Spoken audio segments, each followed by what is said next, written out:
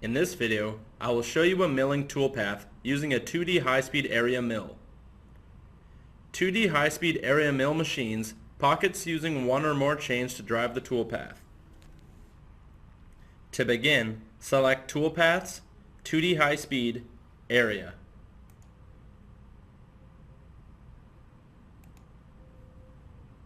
When the new NC name dialog box appears, select the OK button to accept the name.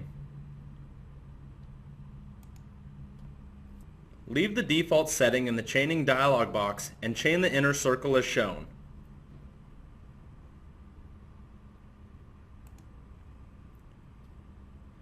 Once complete, select the OK button to exit the chaining dialog box. The Chain Options dialog box will now appear. Select the OK button to exit this box. Now, from the Toolpath Type page, select the Area Mill and choose Tool from the Tree View list. Click on the Select Library Tool button and select the Filter button as shown. From here, select the None button and then under Tool Types, choose the Flat End Mill icon.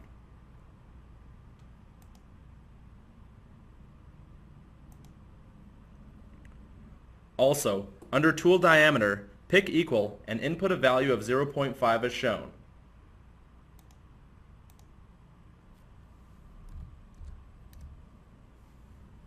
Once complete, select the OK button to exit the Tool List filter. In the Tool Selection dialog box, you should now only see a 1/2 inch flat end mill.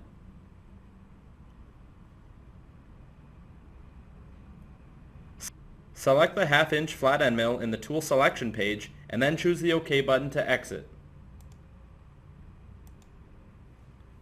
Your tool will appear as shown. From here, input the comment, "Mill the pocket."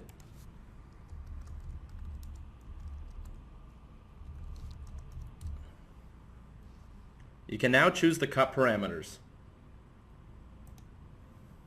I will now take a brief moment to explain a few of the parameters found on this page. Cutting method, set to climb, cuts in one direction with the tool rotating in the opposite direction of the tool motion. XY step over sets the distance between cutting passes in the X and Y axis. Percentage of diameter expresses the maximum XY step over as a percentage of the tool diameter. The max XY step over field will update automatically when you enter a value in this field.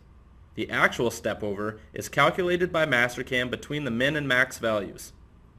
Corner rounding activates toolpath corner rounding, which replaces sharp corners with arcs for faster and smoother transitions in tool direction. Profile tolerance represents the maximum distance that an outermost profile of a toolpath created with a corner rounding can deviate from the original toolpath. Offset tolerance represents the maximum distance that a profile of a toolpath created with a corner rounding can deviate from the original toolpath. This is the same measurement as the profile tolerance, but is applied to all the profiles except the outermost one. Make the following changes as shown. Change the amount of stock to leave on both the walls and floor to equal 0.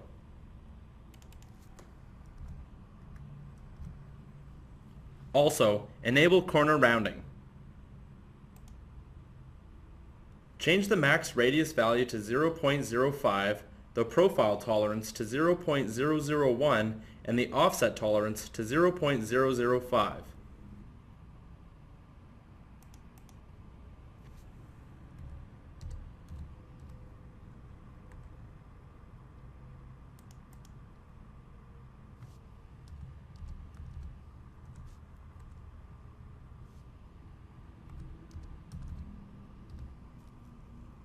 Change the min value to 0.185625.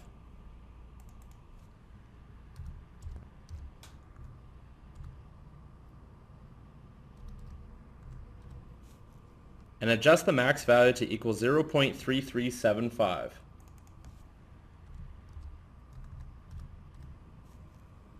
Also, change the percentage of tool diameter to 500.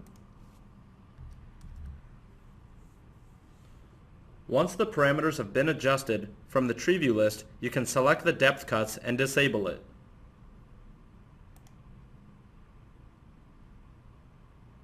Now, from the tree view list, select transitions and make the following changes. Ensure that the radius is set to 0.25. I will now take a brief moment to explain a few of the parameters found on this page. Entry helix creates a helical entry move. Output 3D arc moves generates the G-code of the helix with arc G2 or G3 moves. Otherwise, the helix will be rendered with many small linear moves. This can be useful for some types of machines. Many machines that have a built-in look-ahead capability. Using small linear moves with these capabilities can be more efficient than arc moves. Z-clearance adds an extra height used in the ramping motion down from a top profile. It ensures that the tool has fully slowed down from the rapid speeds before touching the material. Plunge angle sets the angle of descent for the entry move and determines the pitch. Skip pocket smaller than allows you to specify a minimum pocket size that Mastercam will consider creating a cutting pass for. Once all of your parameters appear as they do on this page, you can then select the linking parameters. From here, enable clearance and input an absolute value of 1.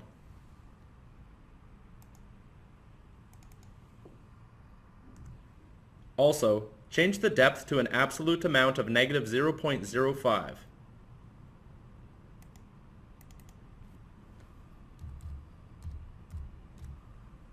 Once complete, select the OK button to generate the toolpath.